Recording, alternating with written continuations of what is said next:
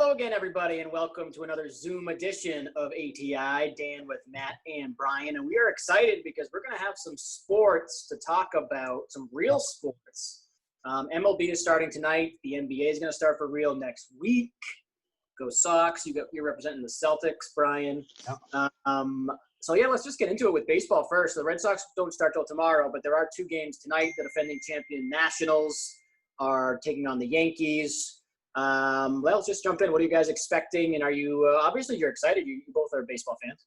Yeah, I know. For me, it's I know they with the spring training and everything, you're not going to see any complete games or guys going 9 innings unless something really, even with a no hitter, depending on they might even pull a guy.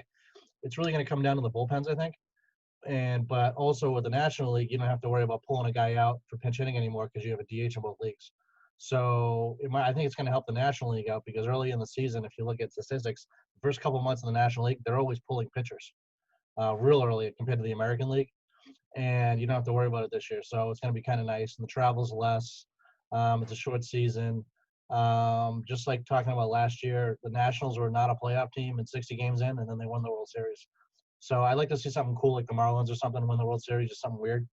But, Vegas is like, well, it's going to be the Yankees or it's going to be the Dodgers. But I just hope that doesn't happen. But unfortunately, those teams are probably the best on paper. Yeah, it's going to be interesting, right? So obviously this big Yankees-Nationals matchup was supposed to be like all perfect, right? You have the defending champs, you have Scherzer versus Garrett Cole, which is what everyone wanted to see. And you've got the young starlets on both teams, and you got Aaron Judge is back, and everyone's healthy. And then Juan Soto goes and tests positive for COVID today. So that kind of puts a little damper on it. But I think it shows also that while here we are wondering what happens. Well, here's the first probably major star to test positive. I mean, baseball has had a couple other Freddie Freeman guys like that. But and it basically was just, we'll put someone else in left field. So I know I said I want baseball to die, and I still do. But like Brian says, we're starved for sports. And I think just to be able to throw it on and to watch guys we all know who Aaron Judge is. We all know who Max Scherzer is. Even if you hate baseball, you know who they are. I think it'll be cool to see them. Yeah, I was actually thinking about this. I don't think I've really sat down and watched a full baseball game since the Red Sox. Oh, no, I'm not watching a full baseball game. Sorry to interrupt. I'm not watching the full game, but I will watch part. But since the Red Sox clinched the 2018 World Series. But yeah, just like you, man, I'll flip through tonight and see what's up with the game, kind of see what it's like with no fans and with the network using, fake crowd noise and the cardboard cutouts of the fans, all that interesting stuff. It's going to pique my interest. What do we think about turning to the Red Sox? There's been a lot of talk about how their pitching staff is just horrible. But what in a season that's going to be a sprint and not a marathon, what do we think of their chances? It's not going to make any sense. If you have a guy who does anything good this year, you have to take it with a grain of salt. Like this is the year like Evaldi would go like 11-0, and it's like, oh, okay, let's give him a 15-year extension, and then he gets hurt again. There's going to be some really weird stuff going on. There's a lot of guys like Matt Barnes. He's great till right about the All-Star break, and he's god-awful. Maybe this is a good year for him. I don't know. But Rodriguez just got shut down again today they didn't say he still had COVID, but they said there was some other issue that they wanted to make sure that he was 100%. So, if he was going to miss a couple weeks, that's, percentage-wise, that's what 5 starts, or depending on how you do the math with the off days. Now you have Evaldi and you have a bunch of cast of characters. The other night, I watched Ryan Weber pitch, and he's throwing his fastballs 84. He's getting guys out, but then he hangs one to, any of those guys, Bichette or on Toronto, and the ball hasn't even landed yet. You're going to beat your shitty teams, your 500 teams.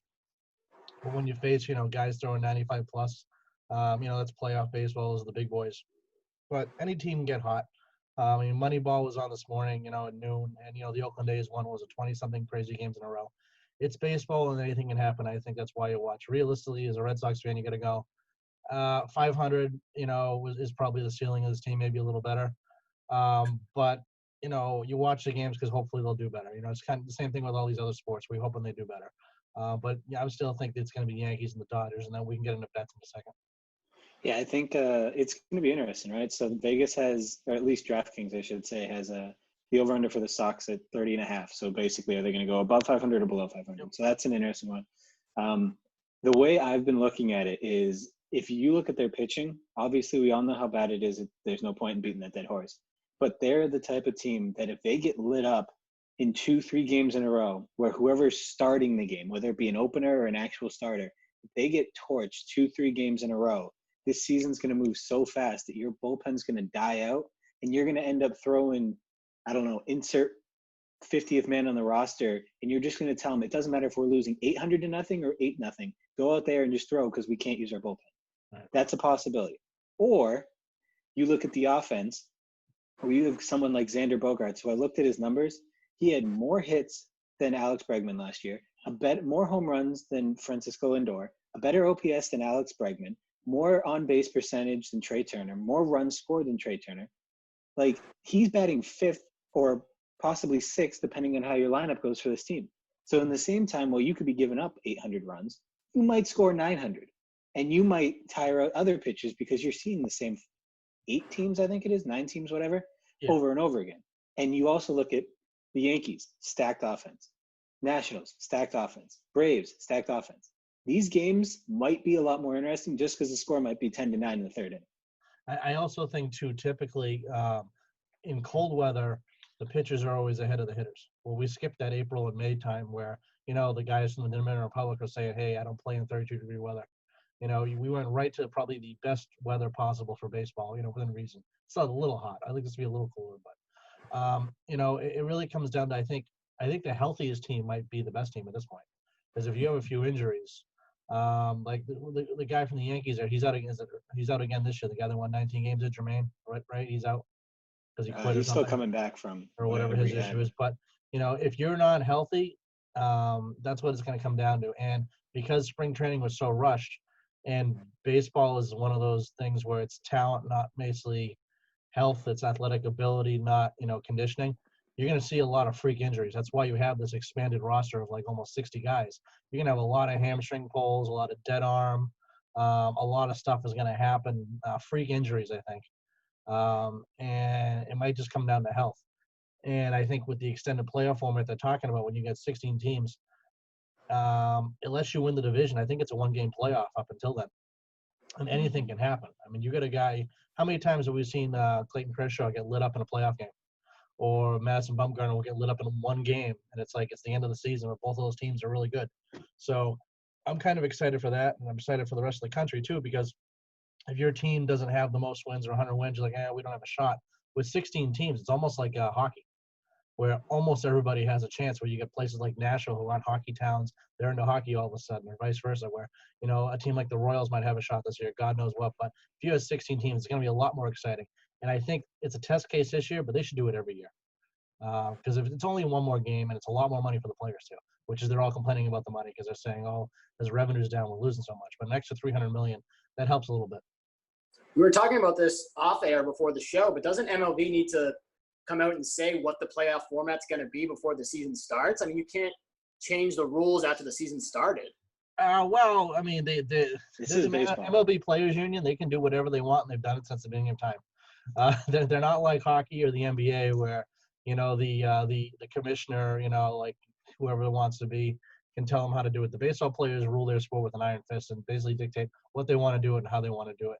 And when they come to the owners and say, listen, we're going to give you $300 extra million, what do you say? They're going to go, yeah, that works. That's fine. $300 extra million, we'll take that. No problem with that, because they all want money, because they're all complaining they're losing it. But yeah, you're right. I mean, they don't know what's going on. And then, we were talking earlier in the show too about Toronto. The season starts in an hour. Toronto has no idea what the home ballpark is. How did that happen? Yeah, so let's talk about that. What's going to happen with Toronto? I think what might end up happening is they just end up playing all the games on the road. That's what they're talking about. But the issue is with the social distancing is it's like, so I've watched the Red Sox games, and they're using the luxury suites as like mini hotels. So like Devers will play like the first 5 innings, and then he just goes up to his hotel room, and he's drinking, Coors Lights, watching the game.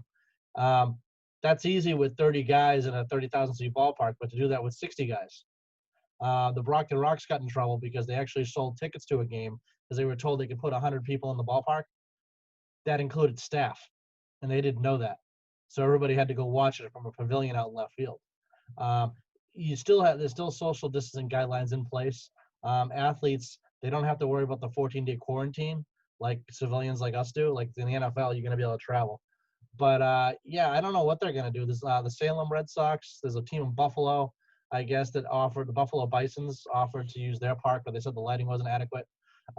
They got to figure something out. And Toronto, kind of was like, oh, we don't want them here because of COVID.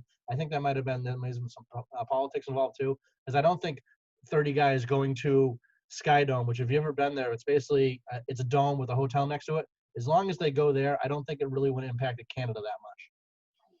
Yeah, it's a strange situation. I understand it's international travel with Because quotations. of a property line.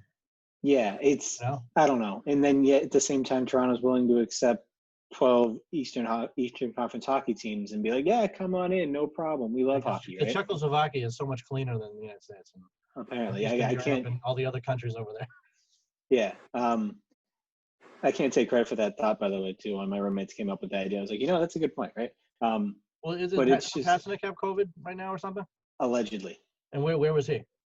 He was Czech Republic. Yeah, but he was playing roller hockey out in Charleston. Like that was his issue. But like I don't understand, as a professional or sports organization, I understand everyone's waiting to the last minute, whether you're local sports, whatever. You have, if you're the country of Canada, you're the city of Toronto, you don't tell the Blue Jays a week ago and a week before their season starts, oh yeah, you can't play here. You let them know that unless we reach this point, you're not playing here. Or unless we reach this point, you can play here. Give them a checklist so they're all on the same page, yeah. Yeah. And from the sounds of it, that didn't happen. From the sounds of it, they literally went to the city of Toronto. Toronto said no, and they were like, oh, well, now we have nothing to do. Right. So I'd love to see them in Pawtucket or Hartford. Those are two of the thoughts. I'd love to just see that because, A, the Yard Goat Stadium is amazing. B, it would kind of give Pawtucket that send-off in a way they didn't really get, even though fans won't be there. But those are I'd like to see that. And Connecticut and Rhode Island are two states that have done pretty well with the COVID situation. So they could be good places to host the Blue Jays. The other baseball story we should get to is Mookie Betts, who is now a very, very rich man in Hollywood. Here's the thing. I understand it. He's the second best player in all of baseball. He got the best contract he could in what are uncertain times now and going forward in terms of baseball and salaries. I get that. He's also 27, going to be 28 by the time the season's over. He's going to be 36 and a half or 37 when his contract is up. No. 38. He's going to be 38, 39, yeah. Either way, he's a guy that is very much relies, in my opinion, on his athleticism, right? He's very good. He knows where to be, all this. But if you take that guy's athleticism away, I question that he's still going to be able to be defensively the same guy. His offense is already inconsistent. You see the batting averages go from 240 to 340 to up and down. Don't get me wrong. Guy deserves his money. He's the second best player in baseball. If the Sox had given them the money, I'm like, yeah, I'm okay if the Dodgers did. There was a really good article a month ago about if the Red Sox had signed him, it would have cost them an extra $200 million. And they would have probably never been able to sign another free agent, at least for the next 5 years. And it's not that they couldn't sign Mookie Betts and give him what he wanted. It's the fact that they gave money to Sale before he proved he was healthy. They gave money to Eovaldi. They gave money to, and then before that, Sandoval, Hanley Ramirez, all these other guys. And with the salary tax implications, they're claiming that, they don't have the money. Do they have the money? Yes. But would you rather spend $500,000 on a guy than be able to sign Devers to an extension? Yes. It really comes down to, but this team is pitching. They didn't really need another hitter. Verdugo is going to hit average-wise. He's going to be close. Power, he's going to be down. Fielding is going to be not as good. But is he 1/100th the player that Betts is? Yeah. Is he half as good? Probably. And you just roll with it because you have him under control for arbitration for the next 3 years. And it's a business decision. And it's kind of like, okay, well, the Red Sox need pitching right now, period. Their lineup is good enough right now. They can beat anybody except for the pitching. They don't need 4 more Mookie Bettses or 2 more guys. They need pitching. So it was like, okay, we got to get some arms in the free agency, which is usually their MO because they've had a really hard time developing anybody out of their minors. Now, see what happens, I guess. But the thing with Betts is I think that he kind of signed too early. I think that maybe his agent was like, okay, there's not going to be a lot of teams coming after you. But once the Mets get sold, they're going to throw money around like crazy because the new owner of the Mets is going to want to be, in the newspaper, is going to want to be front page. Gabe Portnoy? It could be. Portnoy, A-Rod, J-Lo. But, I mean, they wouldn't have given him at least $400 million. He's making 27 now. His average will go up to 30. 300 plus million, isn't it? Yeah, I know the Sox are from 300 supposedly. He got 384 because of the deferred money. 65 million of it's deferred, like Manny Ramirez. Like we're still paying Manny Ramirez still somehow. And then 115 of it was in a bonus too, which is kind of crazy. So he only next year he'll technically only make $18 million for salary tax purposes, but then it kind of goes through the roof. But the Dodgers are going to run into a problem too because then they're going to sign Jock Peterson for a God. Jock. Not Not Jock. Who's Jock. the other guy? Is it Bellinger? Yes. Yeah, guy who plays for the Dodgers who I don't watch. It's one of those guys. But I mean, when you he's look, going to want a huge contract too. He will, but at the same time, I mean, the Dodgers are the West Coast Yankees, right? So they have the revenue from TV deals. They have the revenue from stadium sales. And Kershaw will be off the books by then. So you can either A, sign him cheaper because he won't be the same $300 million pitcher.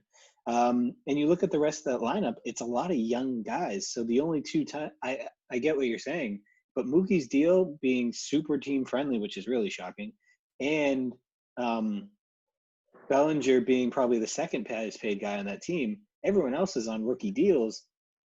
I'm perfectly okay with them blowing money, and I think any player to a long 13-year-old deal is a stupid decision.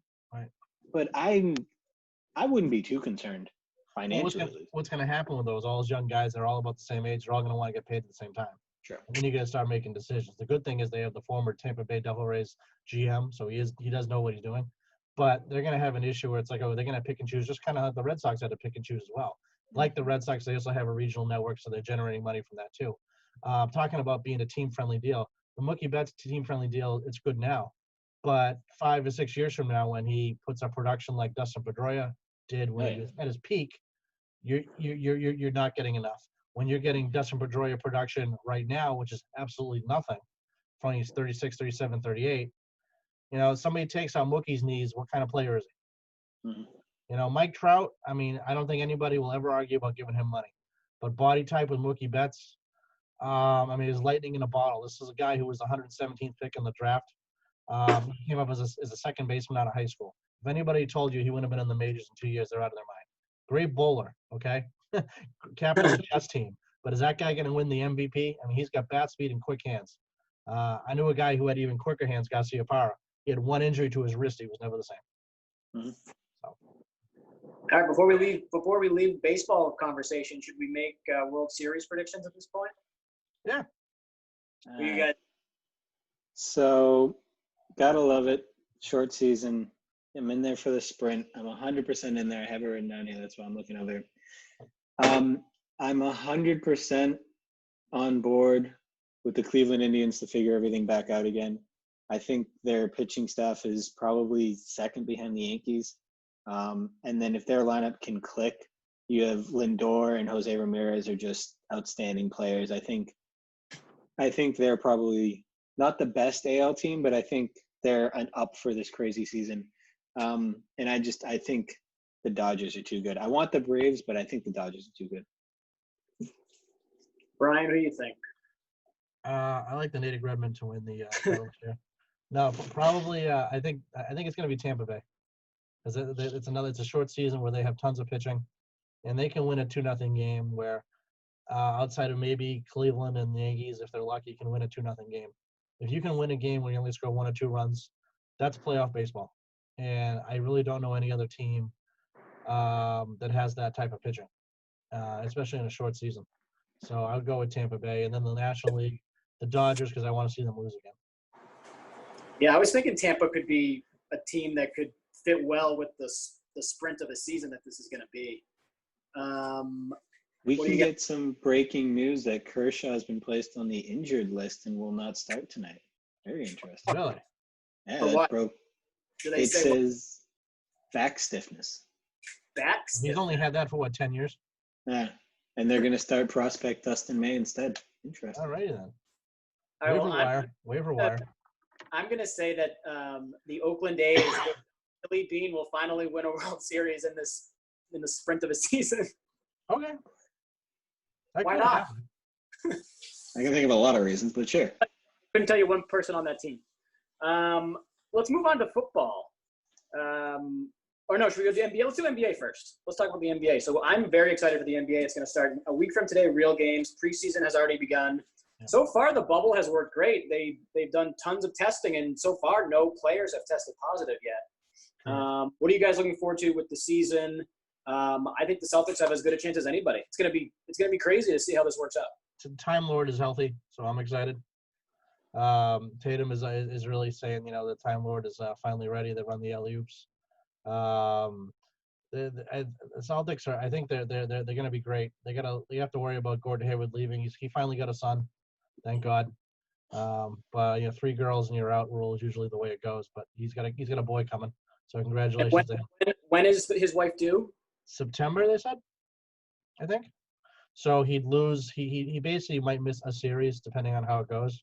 Yeah. But I think they got enough depth that, I don't know. I think they're so young, they're just going to go balls to the walls, and because they're not aging older veterans, they'll be able to get away with it. They'll hit the wall at some point. I don't know when that's going to be. It'd just be a really good story if they could win. But you got so many other teams like the Lakers and the Clippers, those 2 guys are probably the favorites right now, and then you got Milwaukee. But I think it's going to be one of those 4 teams. But I don't think. That's not news that one of those 4 teams is going to win a title. I don't know what Matt thinks. So I'm intrigued, right? The Hayward one. Obviously he's a big part, and the team's better when he's there and performing well. But big picture, he's the 4th option on that team when everyone's healthy. You'd like to think that with 3 absolute studs in Brown, Tatum, and Walker, they can carry without him 4 games in what would probably be a first or second round, right? The big thing I'm kind of concerned about is Kemba, right? So he hasn't practiced fully with the team. He's not expected to partake in any of the scrimmages before the season starts. And it's an issue that he's had all season long. And with the 3 months off and with the pandemic, I thought he would have a chance to get healthy. And maybe the injury was worse than we were told initially. Maybe he didn't handle it correctly. I don't know. But that's what's really concerning to me. It's just Kemba not being fully healthy after this time off, when there was no talk of him missing game time pre-quarantine, at least as long as I remember. But my favorite part is in looking at the stadium they have set up in the arena. The video boards are amazing, and they really kind of shrink it down so you look like these guys are just in like a back gym at some high school. Whoever's running the graphics along the side of it, maybe that's just my TV side. It's just kind of really cool to see. It looks like NBA gym. Kind of, yeah. They, I think, have done the best part visually, not the mentals of hearing crowd noise, because we'll find out how that works. But visually, I think theirs looks the best so far of all the sports that I've seen come back, because it really kind of brings the venue smaller instead of you seeing a giant empty arena. You're gonna have to do something, because if they don't have fans in there, you're gonna hear LeBron bitch every time he goes to the hoop. I saw the clips from the Miami Heat preseason game, and they had like Heat fans on the video board. It's obviously those images were from years ago. Used to give a shit about the Heat, yeah. But does Shaq still play for the Heat? Yeah, I think he does. But my question, Alonzo Mourning. No, but my question is the team that's designated the home team is able to do that? How does that work? So as far as I know, they just have they have a set of graphics for each team, and then they're just taking old video clips. They're taking Zoom calls like this that season ticket holders have access to, and they're just taking inputs and throwing them up there. If the clip is a home team even designated during this, how does that work? So the home team, that's whose graphics will be up there. So like if it's Celtics Clippers and the Celtics are the home team, you'll see Celtics fans, you'll see the Celtics logo. Versus if it's the Clippers, then obviously by staff. They talked to the head of media, Bill Belichick. He uses InstaFace. Seriously. Yeah. But my favorite part was, I don't know if you guys saw the Steven Adams interview. He was talking. He was like, yeah, I'm really upset. We're going to get a lot more technical fouls because, well, us on the bench, we're bitching and moaning at the refs all the time, and we can't say that stuff because they're going to hear us now. I'm like, Right. That is a very good point. No, they should just put all the games on HBO and then let the swears fly. Well, they've also announced that the NHL is going to be in a 7-second delay for their broadcast so they can mute their language. Like, come on. None of those guys know English anyway, so you can't understand what they're saying. Well, everyone swears in English. You can't swear in another language. Everyone knows that. Everyone swears in French. True. But I think that's going to be an interesting part. And I wish there was a way you could watch them kind of unfiltered. Because, we all know they swear anyways. And sure, if you got the little ones with you, you don't watch it. But if you're of approving age, maybe over the age of 18, I don't know. I'll see why not. After 9 o'clock, take your finger off the button. Maybe it's late. It's a little later. So, yeah, about a week away from real basketball. That's going to be a lot of fun. Let's end with NFL talk. Some cool videos of Cam Newton throwing the football to Julian Edelman, which I thought were awesome. What do you guys make of Cam? And then what do we make of some of the bigger stories as far as the debate whether there's going to be preseason games? There's the players and the owners need to get together about testing and a lot of different issues. I think with the preseason, they're just kicking the can down the road. Yeah. They're like, oh, we'll just no preseason. We'll be fine. And then I know with the Raiders, Mark Davis said, if the fans don't go to the game, I'm not going to the game. Which I think it's something to keep in mind. At one point, I heard that the first 20 rows would be blocked off, so fans wouldn't be near the field. I still don't know what they're going to do. I know at the high school level, we have no idea what we're doing. I know, Harvard, the Ivy League canceled. A couple of the leagues, is NASCAC or something canceled. Patriot League, whoever they are, canceled. And then they might even resume in January. It's really screwing a lot of stuff up. But for football, I don't know what's going to happen. But football for me, I know you guys have been to Foxborough. It's a game you watch on TV anyway. So I don't know, by not having fans there, it might affect the players, but it won't affect me at all watching the game. It's still going to be the same product as far as I'm concerned. I don't like going to football games because when I go to football games, I usually go to the native games and I'm on the field. I'm walking by, I'm going places that I can't go during a pro game.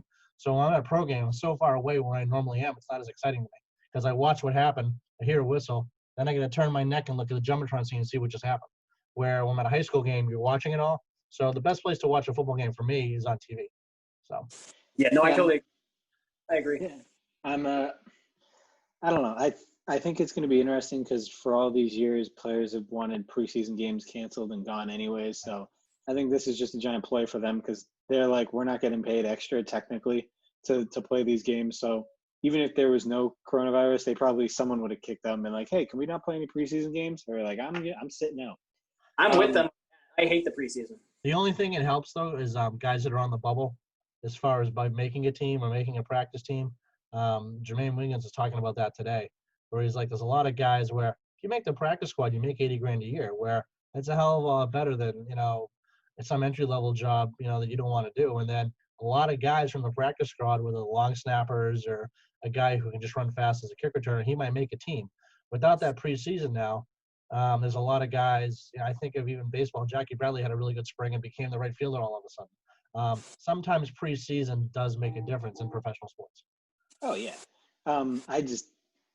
I think for us, it's mostly just a reason for us to watch football. We in America love football. I 100% agree. Football is. But four or five preseason games is just no reason for that. It doesn't matter. Right. I will watch. For no pandemic, it should be 1 or 2 preseason games. I will watch football whenever it's on. I will watch Canadian football. I will watch indoor football. It's football. It does not matter who's playing. I don't care if it's some schlub I've never heard of. I will watch football. But I do understand it is 98% pointless. There's the one guy that makes the team because everyone loved him on Hard Knocks type thing. The Terrell Davis story, obviously he would never have made the team if it wasn't for preseason and special teams. But I think big picture, all this does is help Cam Newton make it to week 1. He's going to be the starter. Everything's going to happen with him because if there's no preseason, the only way to judge is in practice. practice is an awful judge of a quarterback's ability because no one can touch him. And once his salary is guaranteed, you're not cutting Cam Newton. It does not matter. So We got 3.5 minutes, Matt. Talk Kraken. All right, Seattle Kraken logo, amazing. They killed it. I don't know if I can switch my allegiances from the Bruins. I don't think I can do that. But logo-wise, 10 out of 10, 100 out of 10. Really cool. One other thing, though, I don't know if you guys saw, speaking because of the degenerate gamblers we all are, the Red Sox came out yesterday in saying that because of the missed revenue they're not getting from season tickets, they fully support the state of Massachusetts to legalize online and in-casino gambling. And Governor Baker basically came out and said, yep, I 100% agree. We need to do this the best we can. But obviously knowing how state government works and even local government, it probably won't happen in the, 8 days we have before the session ends? It better. So while it's very simple and straightforward, I unfortunately don't think it'll happen because, that's how the state government works. Matt, how did the Kraken get players? Is there another draft like they had before for Las Vegas or what? Yeah, there'll be a expansion draft. You can protect like 3 guys and everything else is up for grabs. So as far as I know, it's 9 guys. You can protect 7 guys and anyone under 3 years. I think that's what it is. What 7 guys do the Bruins protect? Changed that since Vegas because Vegas ended up being so good in their first season. I Good. don't think so. But Matt, what 7 guys you protect? We got 2 minutes left. All right, so you're protecting Chuck, Pasta, Bergeron, Marchand. You're probably protecting Carlo. If you re-sign Krug, you're protecting him. And then after that, it's really a free-for-all. It depends on who they want. If they want to keep Rask, I doubt they would. Rask would probably be available. Really? Yeah, a lot of the defensemen would probably be available. And you usually look at guys that are making higher salaries. Krejci would be available. They wouldn't take him, so you can use that protection on someone else, right? So as a new team, you're not taking Krejci $7.5 million. Someone like, I don't know, maybe a Chris Wagner or a Charlie Coyle, you might protect because they're cheaper, not necessarily because they're good. So something like that. All right, we got a minute and a half left. Anything else, guys? Very good. I got nothing else, but excited again to see games that are real. They're not preseason. It's real results. Watch some highlights, and then NBA next week. It's on, baby. That's right. I think we You doing fantasy baseball, Brian? What's that? You doing fantasy baseball, Brian? I got 3 teams by accident because I double-clicked. Fair enough. Yeah, Pawtucket Red Sox, Lowell Spinners, 2 teams that aren't playing this year. So it should be fun. Sounds good. Well, we'll be back to talk about real results, real games as the weeks continue. Matt, Brian, I'm Dan. Thanks for watching, everybody. Spin the damn music. Yeah.